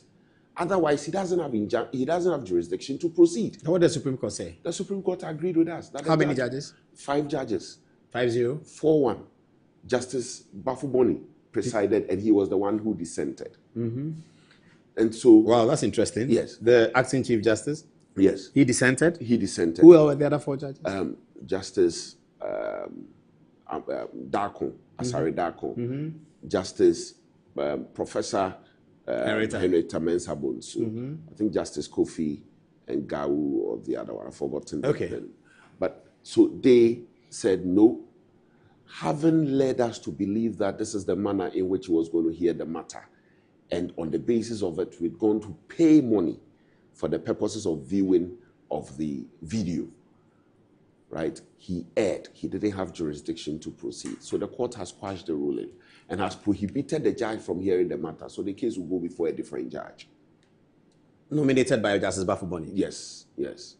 Will be nominated by Justice Bafuboni. But it's a human rights matter. There are only 2 human rights courts.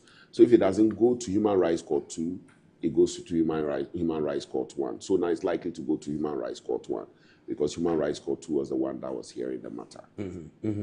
Yes. But Paul, this case is very important because one of the key weapons of the OSP has been the arrest warrant. And some of us have said the manner in which he handles it is unlawful. He thinks that without securing a warrant of arrest from the court, it can issue wanted list on its website and publish it all over Ghana on Facebook and other social media networks. The court is being invited to make a determination, right, of the circumstance under which such warrants may be issued by the OSP, because Act 30 makes it clear the circumstance under which it may be issued. And so the court is being invited to make a pronouncement on it. Once the court makes a pronouncement on it, it will settle a lot of matters. If that pronouncement had already been made, for instance, by the Human Rights Court, and not looked at the matter narrowly, right, in terms of determining just one relief and leaving the rest, perhaps the OSP will not be issuing an arrest warrant in the manner which he had done in the Kenoforiata matter. I get it. Let's get to the Kenoforiata matter now, but let's take 1 minute to play the promo for the final time at 10:30, and then we are coming straight to the big conversation on whether or not Kenoforiata and the OSP's battle. Who is right, who is wrong? We already showed you about the OSP taking occasion to travel abroad. Some people have said that he should do that with Ken because clearly the man is unwell and unfit to travel at this stage. But if he really needs him, he can talk to him. Let's see the promo as a dividing screen and then as a divider of the conversation, and then let's come to the conversation now.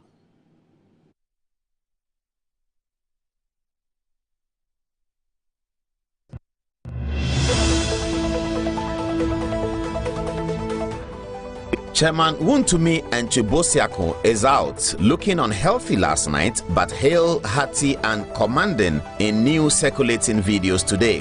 What was he told at Iyoko? Also, the Office of Special Prosecutor says Ken Oforiatta is back on their list, but researchers say that Kisia Jabin had flown abroad on taxpayers' money to interview President Mahama's brother, who was implicated in the so-called Airbus scandal. So why can't he do same if indeed there is more than 58 million United States dollars to retrieve from Ken, as Kisia Jabin will want us to believe? Or is he carrying out a personal vendetta for himself and his cohorts? We find out from lawyer Bafo, who has used his parliamentary time to assess all the OSP's documents for God and country.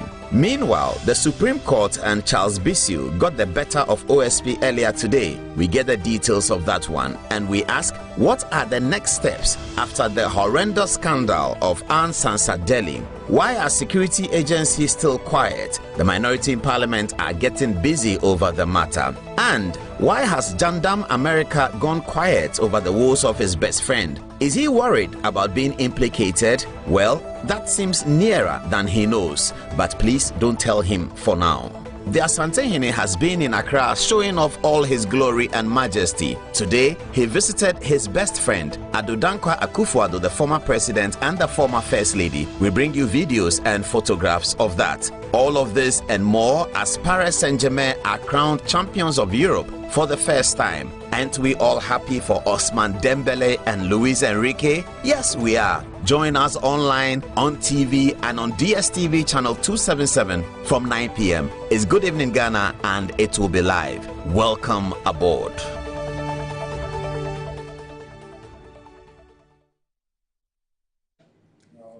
Okay, welcome back. Lawyer, the OSP called us to a press conference yesterday because yesterday was the 2nd of June. In his conversations with us about Ken Ofori-Atta, he said he wants him to appear on the 2nd of June. And he said that the Ofori-Atta's lawyers were shifting the goalpost and they have said that he's unwell. Later on, we have seen publications from the hospital indicating that truly Mr. Ofori-Atta may not be well. But he says he's put him on the wanted list, that is a fugitive from justice.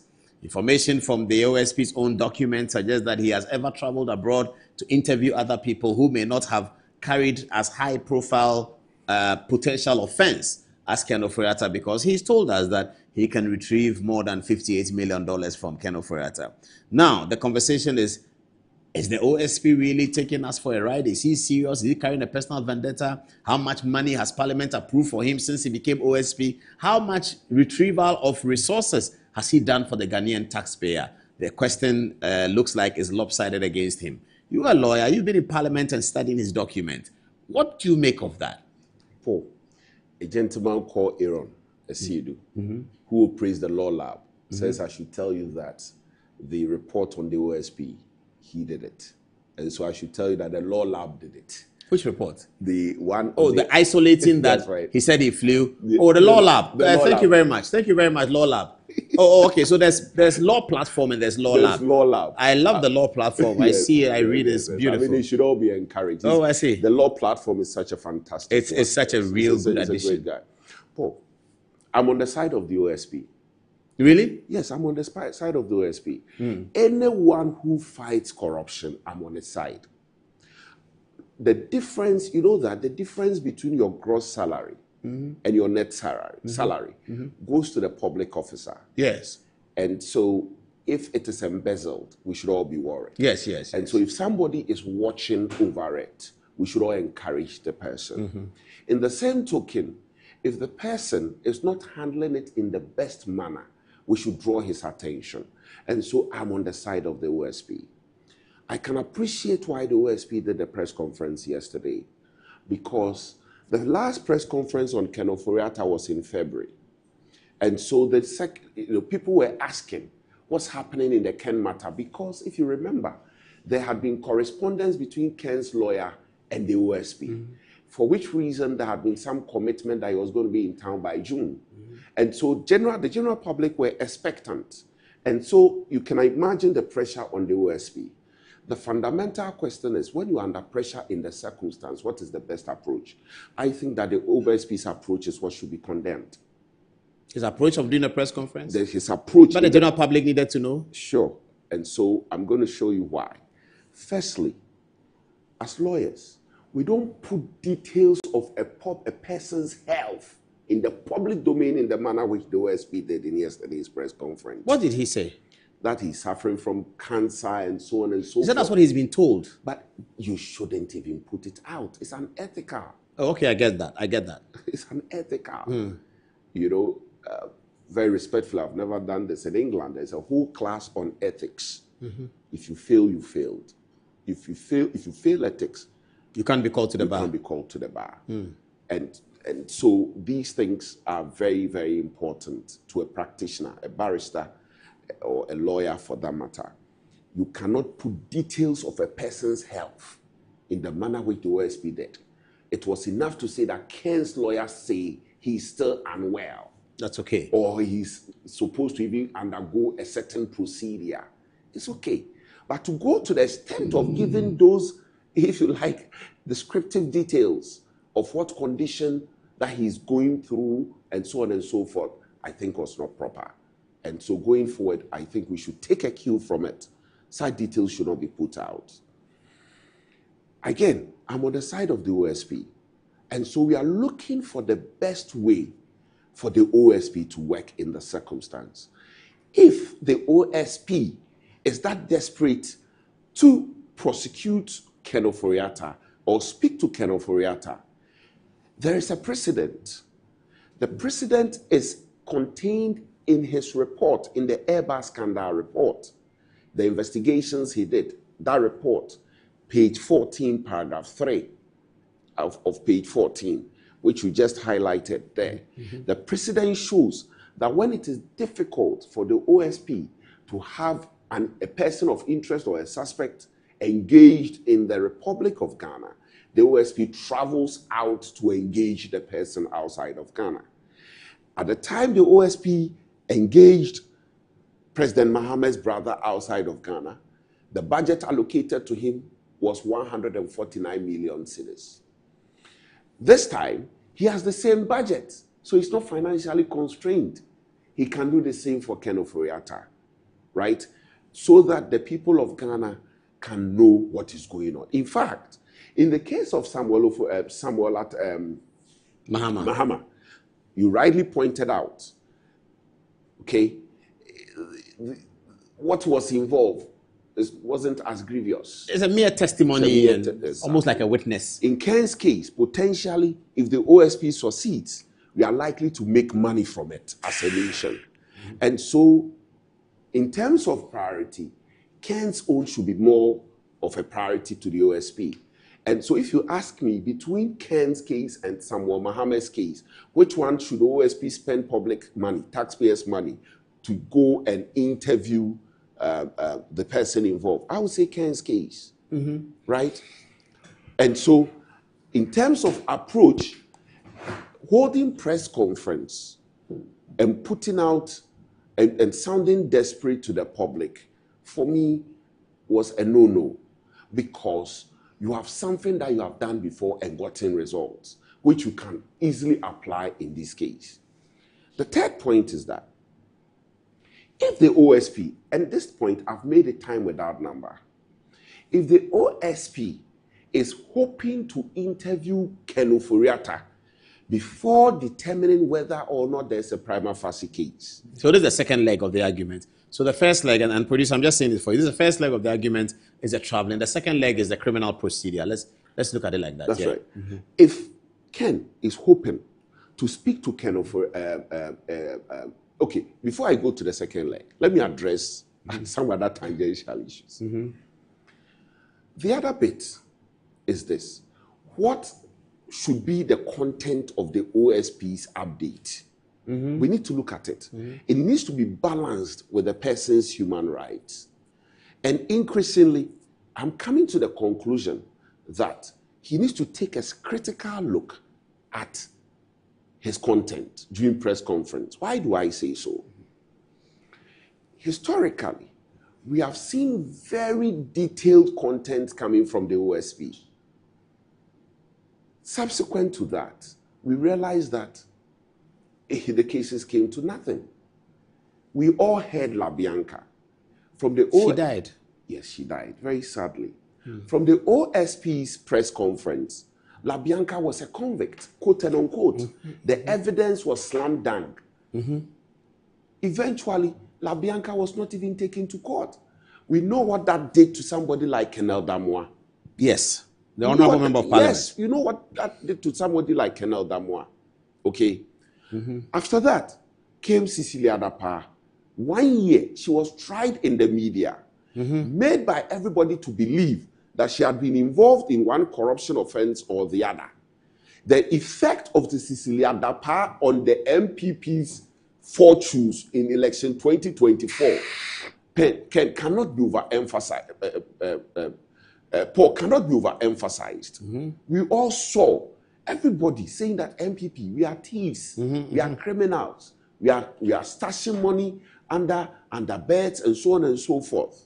The OSP milked it with cameras, going to Cecilia Dapa's house, right? Oh, what happened? Eventually, the OSP said to us that after studying the case, it is not within his mandate to prosecute. But is mandate not the first thing you check? Exactly. Oh, so when you go, for instance, I'm asking as a question. I'm innocent. I mean, if you're a prosecutor, for instance, we were taught in law school, Kwami A, civil procedure, but the first thing you check is the parties. Next is the forum. So if you're a prosecutor, the first thing is your mandate. Do you have a mandate to prosecute this? Exactly. That's the first thing. You don't finish the process and come and tell us I don't have a mandate. That's awkward. That is why when you walk to a police station,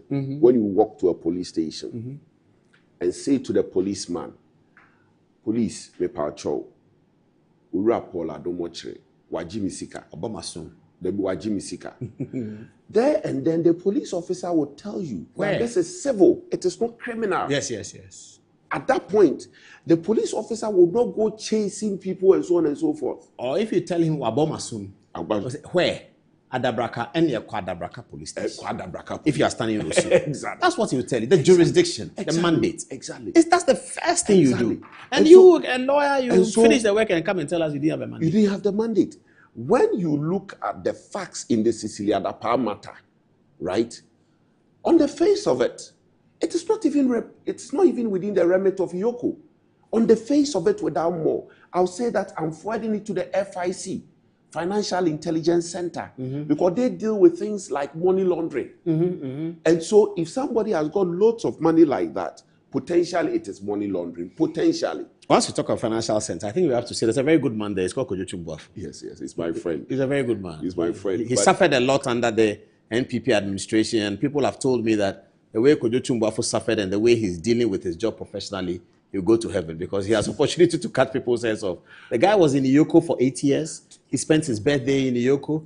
The only NPP guy who was with him was Wagus. Wagus Osebunsu. Yes. Everybody abandoned him. Today he's back at FIC. He's doing a good job. Today on the floor of Parliament, I supported a statement by the minority leader on the gains of our democracy and the need to end the retribution. Chumbuafo is an example of that. I said that in 2001, President Kufuor, people were asking him to pursue people in the manner which they had done during the era of the PNDC FRC era, right?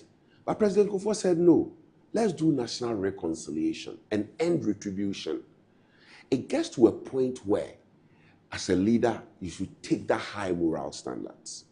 Right? Mandela did it. Mandela did it.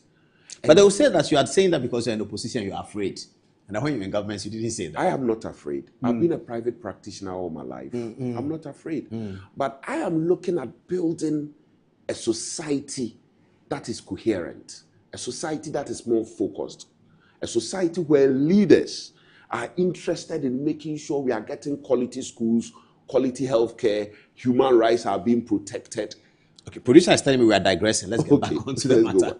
So, Paul, now, so you talked about the mandates on the Cecilia Dapa matter. So they are coming to the second leg of the so in the light of that, when Cecilia Dapa was disgraced and it came to nothing, when Colonel Damwa was disgraced and it came to nothing, when La Bianca disgraced to the point and died from it, if I'm the OSP, I'll begin to evaluate the content of my press conference. Absolutely. And look at whether it is balanced to the extent that if tomorrow, if I am not proceeding against the person anymore, that person will not walk with a dent around him.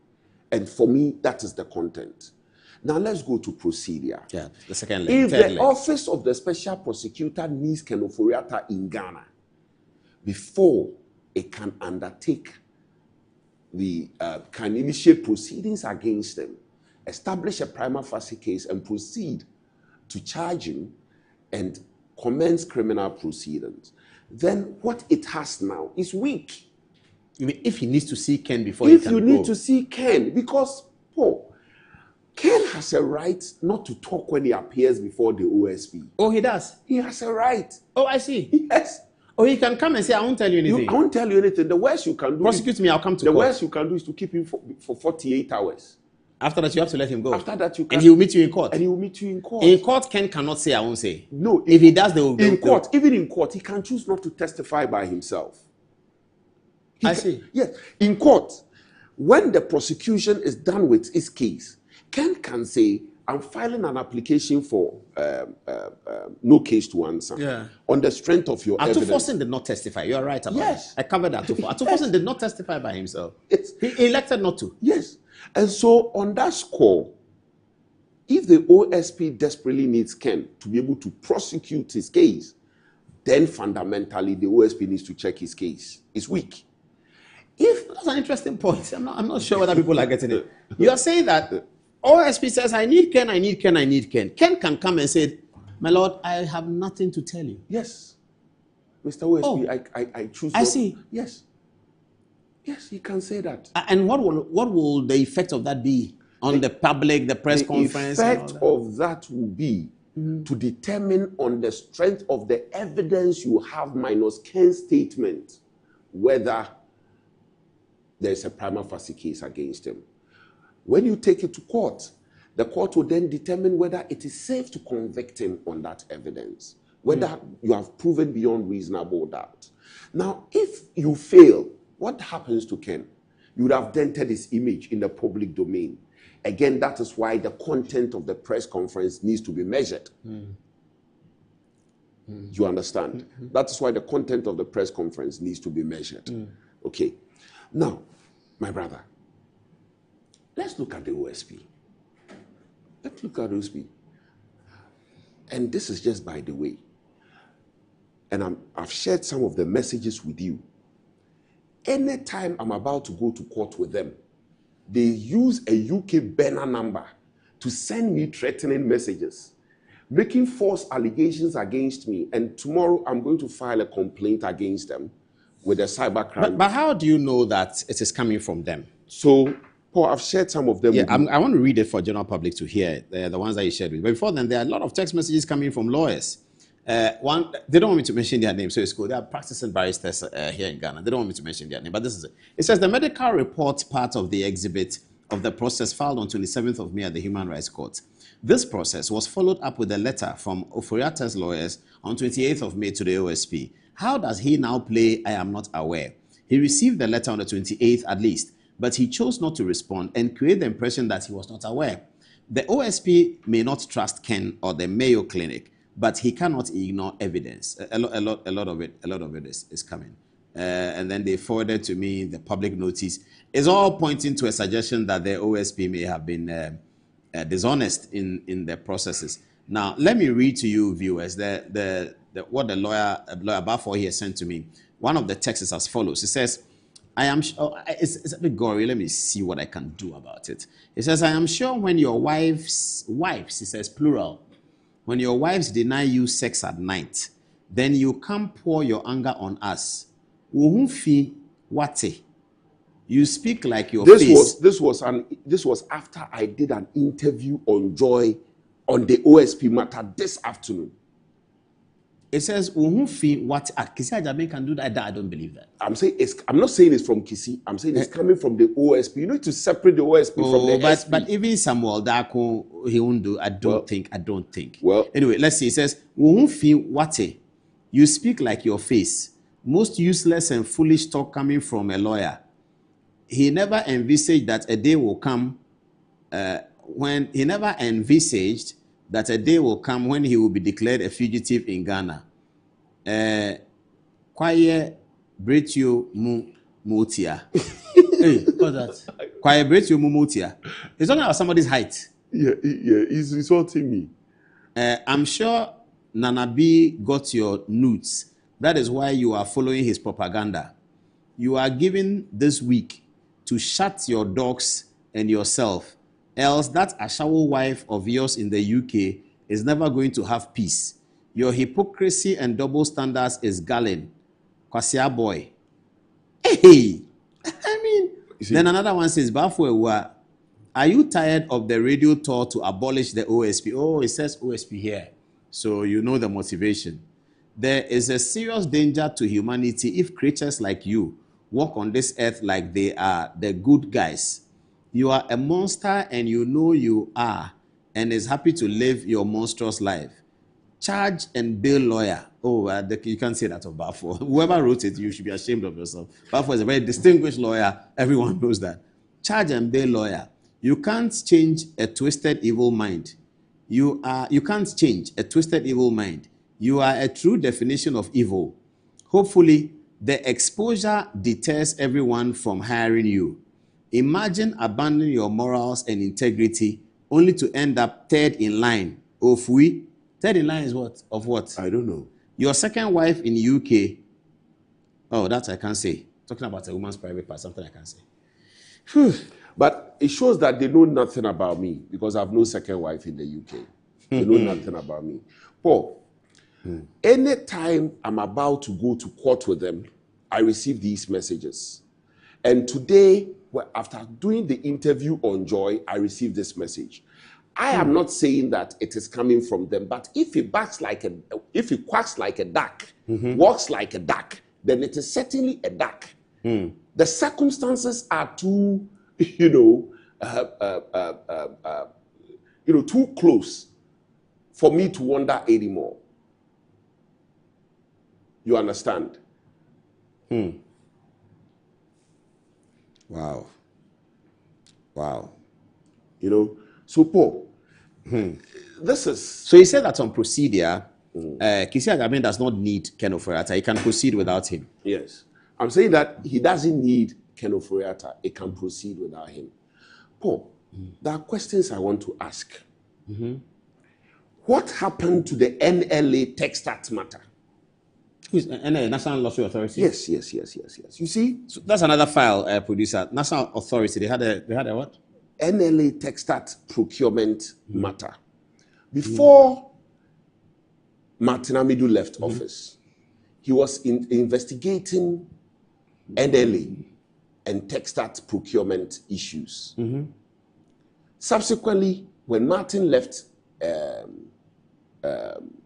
office, that matter was discontinued. That matter had a lawyer from the OSP's office as the lawyer for one of the parties. Is it the case that when Martin left and a new SP took over, they decided that they will not continue? Why have we not been updated on that matter? Why have we not been updated? Why have we not been updated on La Bianca?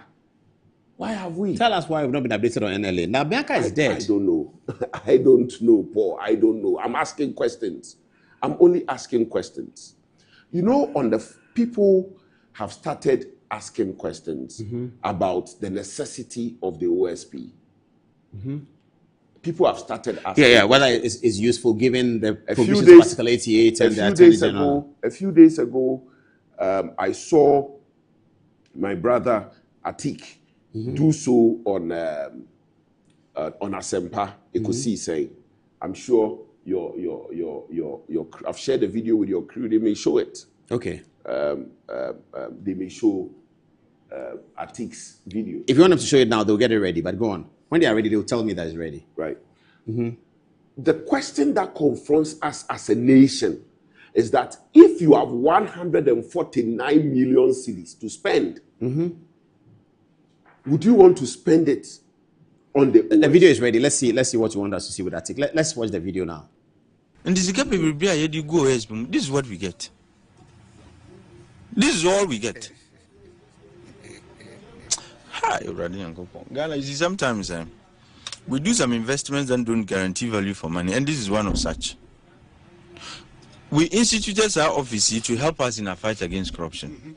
Catch me with successful prosecution. The Babiayada Bako Minkaze Bomino Bako 100,000 Okoji, no recovery, no. Yes. Ferimpo. Osuka, yes. Pape that came, he lives like an Arabian king, and all he can do is to recover 100,000. And yet dollars, so Ghana cedis. And look, we have sometimes just the mere office being in place, no, can scare people. Who the hell is scared of OSP? Who is scared of OSP? I'm Martin to time and now there seems to be some fear of that office, but there's no fear of the OSP. Because the best he does is to come on radio and TV, throw words around, or kokod now, or nuzupotoa now, I bet you no konfia asa. And the next minute, he travels more than even the president. Unimsa, Obi no to kwanjano. How do you expect to run this office successfully? I brother Mbia how to play more out to kwan. And it doesn't go alone. Until I'm see ya bokegu. The amount of money we're expending on that office and on the SP, you have no idea. And this is all we get. I'll come to the specifics. Nedikai. All my updates, I don't know one case or call Lucia against Jabin MC is a DC. I don't know one count. Because the law says you update us on losses, convictions, and ongoing cases. I don't know one no. And that one, he's deliberately not updating us on that. That's even a breach of the very act that sets him up. Because the law doesn't say come and choose and pick and choose which ones to update us on. Convictions. Cases. What? All cases. No one losing and then the law demands it. It's an obligation. Yeah. He shall update us. In the update in the law, you in your person harassing microphone. Now we're boy. That's a good point. He didn't update on the case that he lost against the MC in Kumasi. He didn't say anything about it. And I think the journalists forgot. It slipped out of their head. They should have asked him that question. Okay, let's hear you. Oh, I'm a member of the Constitutional and Legal Affairs Committee, which has oversight over constitutional bodies, including the OSP. Mm-hmm. And I raised issues concerning the OSP on the floor of Parliament. And there, colloquially I said, we think it needs to be reviewed. To what? It was the MPP that introduced it. Mm-hmm. And I think it is time we take a second look at it. If you have 149 million cedis, what are you going to do with it? Set up an office which after 8 years is only prosecuting 4 cases? Mm-hmm. Is that what you want to do? As opposed to... That money could have gone to the Attorney General. It could have gone to the Attorney General. It could have gone to Yoko. Yeah. CID, police CID. It could have even gone to Shraj. Yes, Shraj. Better still, Shraj. Time tested. I don't like the office of Shraj at all. Because you've gone I went there, it was terrible. But you know that, if you recall, historically, the state institution that has exposed corruption... It's Shraj. It's Shraj. A lot of it is covered in my book. Yes. Short, a lot of it. And held political appointees, public office holders, account. Shraj. At the time when President Rawlings was President Rawlings, Shraj did investigations on appointees of President Rawlings. Absolutely. And made adverse findings against them. PV Bing. So if we are looking for an institution that would be independent and prosecute cases, I would rather give Shraj the mandate to prosecute. I think it's a personality thing. I mean, the people that have been at Shraj have been quite distinguished. Emil Short, Anna Bossman, Professor Kanatefa used to be there as deputy to Short. I think it's about the personality. Maybe if we got somebody else at the OSP, it might make a difference. I wouldn't personalize it. I would want to look at efficiency and value for money. When you look at efficiency and value for money, I think it is more efficient to give what the OSP has, which Shraj doesn't have.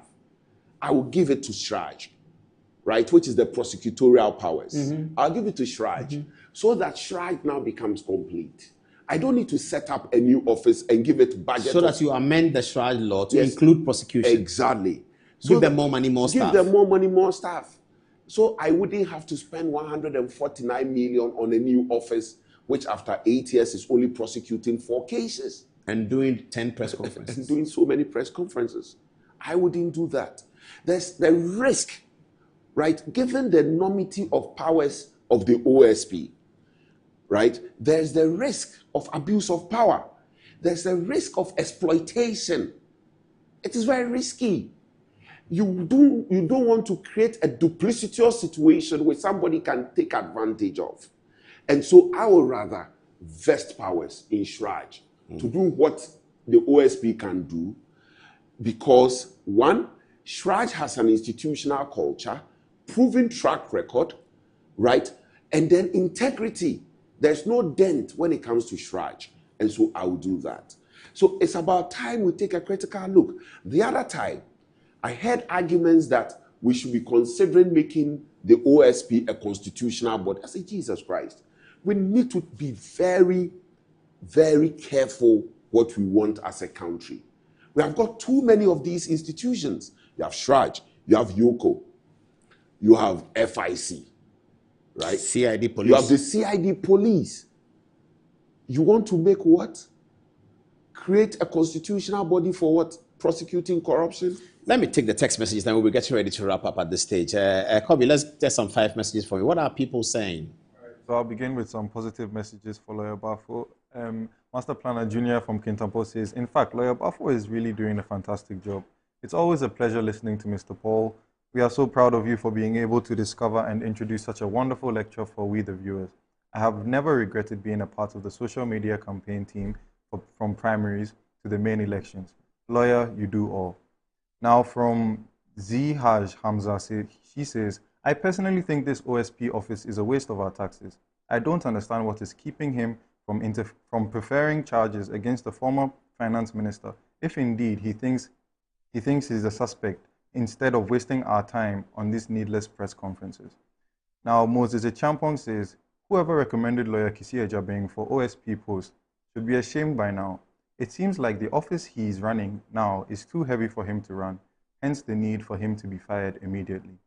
Now, Awana Kubana says, whoever lobbied for Kisia Jabin to be OSP has done a great disservice to the NPP party, especially knowing he is a lawyer for Anas, who has been fighting Ken for protecting the image of NPP government on those exposés then. Now, Eric Owusu says, regarding the taxes, I thought this doomsaw is the reason why 14% taxes was implemented on electricity. What is this one Ghana city seek to achieve again? Robbing Peter to pay Paul. How was ex-President Nana Addo able to maintain lights without having to increase electricity at the rate this current government has done? We will surely miss Nana Addo someday. Now finally, Robert Atola Dongo says, the OSP fear you as a good lawyer, hence the insults and attacks. May you live long, Lawyer Balfour. Now back to you, Paul. Wow. No, your final words. Let's get your conclusive remarks. We need to, you see, it appears that we are always interested in wanting to see that somebody is a thief, somebody is a criminal. And so somebody thinks that he's feeding us with what we want. Hence, this whole charade of press conferences. It's important for us as a state to begin to trust each other. I think that trust should become the default setting until the otherwise is established. Once we do that, I think we'll do far better as a nation. And we are likely to see less of the corruption amongst us, because we seem to be too suspicious of each other. I think we should shun that. Once we do that, I think we'll be fine. And build institutions. All right, viewers, it's 11 o'clock, and today is Tuesday. The week is started. It's fast spent. We'll see you on Thursday for another edition of the show. Thanks for watching, and good night.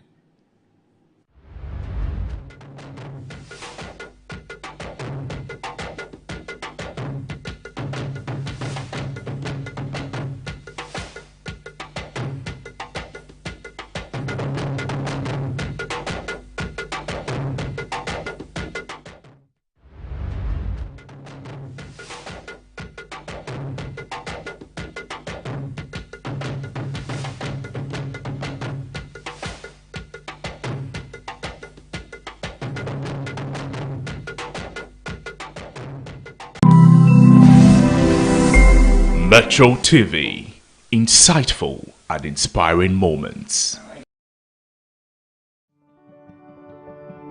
Has Christianity always been one of the religions in the world to you? Oh, hallelujah. Praise God. Christianity is not a religion, neither is it a journey